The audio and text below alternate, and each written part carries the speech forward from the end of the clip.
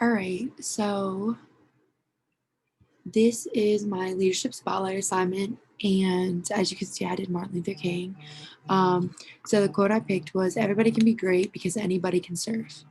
You don't have to have a college degree to serve. You don't have to make your subject and verb agree to serve. You only need a heart full of grace, a soul generated by love." And I thought this stood out just because I think, like, looking at leadership, I think anyone can be a leader, and um, like he said, all of that, you don't need much to be a leader. You can do anything that you want.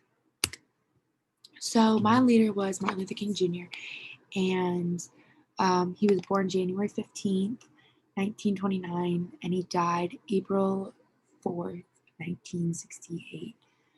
He was the president of the MIA, which is the group or the organization that I decided to pick. And the issue that my group um, kind of attacked um, was from December 5th, 1995 to December 10th, 1996. And I'll get into the MIA group and kind of the issue that they were involved in. So the goals that King had was, of course, he wanted to end discrimination. He wanted there to be equality. He fought for the economically disadvantaged and for those who suffered. Um, so with King, he always believed that peaceful protest was um, the way to get things done, and he didn't agree with violent protesting. Um, and this is how he achieved a lot of his goals.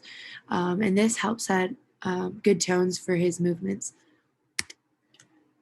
So now I'll move into the Montgomery Improvement Association, MIA, and this is the group that I wanted to narrow in on because King had a lot of groups that he led, but this was a specific one. So this group included Black ministers and community leaders that were in Montgomery, Alabama, and this is where everything really took place, was in Montgomery, Alabama. And all of these people, of course, followed under King. And this was the main group that was associated and worked with the boycott. Um, they were funded to help with the boycott by the National Association for Colored People. And they actually just raised money by passing a plate around. And this helped, like I said, with their boycott. So this is the MIA group, which contains 9 people. And of course, it was led by King, and each person was elected um, for specific roles that they thought they could fill. Um, so King, of course, was the president, and then there was a vice president, and so on. Um, so then we move into the Montgomery bus boycott, and this boycott lasted from December 5th, 1955 to December 10th, 1956. And it all started with Rosa Parks. And most of us know the story behind Rosa Parks, how she didn't give up her seat to a white person and was arrested after. So this kind of started the whole boycott and the whole association. Um, and it brought attention to civil rights. And this was a boycott that was a nonviolent protest that was led, of course, by King. And it was an effective way in his eyes because it was nonviolent. And this really brought King into the spotlight and what he's really known for. Um, and like I said earlier, it was only supposed to last a day, and the boycott actually lasted 13 months. So what were some of the stages that I thought the group went through? So in the forming stage, the group was kind of in an awkward place where they had to figure out their roles and what they were going to do for the group.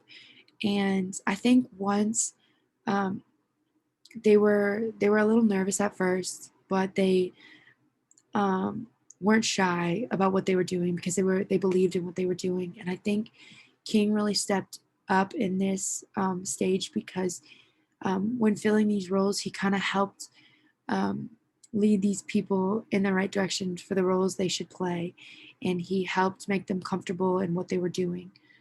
So then we go to the storming stage, and I think this is when you see the group start to disagree and um, butt heads because, sometimes they didn't agree on the right approach, or their message wasn't getting across, and you could see members of this association start to get frustrated. So in in this situation, King, as a leader, helped find common ground and common goals for the overall association, and making sure that everyone's voice was heard and that they were understood. So when we move into the norming stage, I don't think that um, King really stepped back in this stage. I think he was always present and always known. Um, he was always there as a voice and for guidance for the group, um, for help. So when we move into the performing stage, as a group in this stage, their goals were to always have the Black community in this boycott to stay off and not ride the buses, so they could make a statement and make sure that their demands were met. And this is how they achieved that.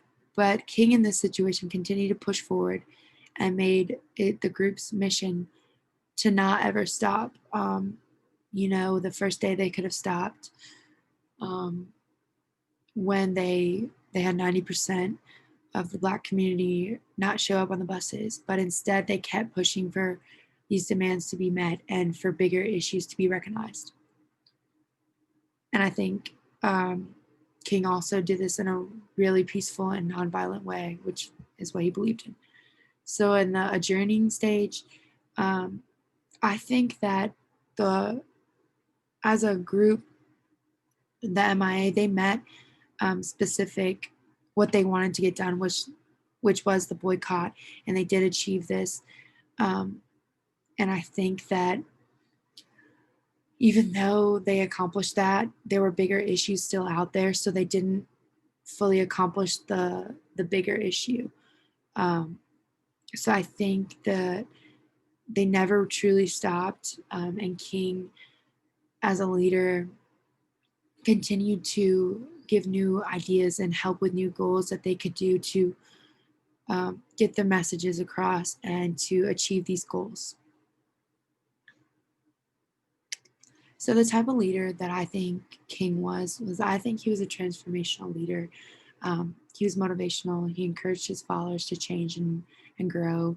He is and was a role model, and he was always looking to create change. And everyone in the group was always led by common goals. No one had their own personal goals.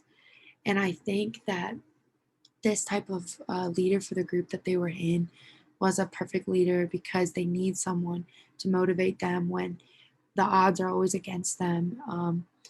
They needed to look to create change, and that's what I think King brought to the table for this group. So I think he was very successful and effective in that way, and he worked very well for this group. I think if there was another leader, it may not have worked out as well, but that's just my personal take. And then these are my references. So I hope y'all enjoyed.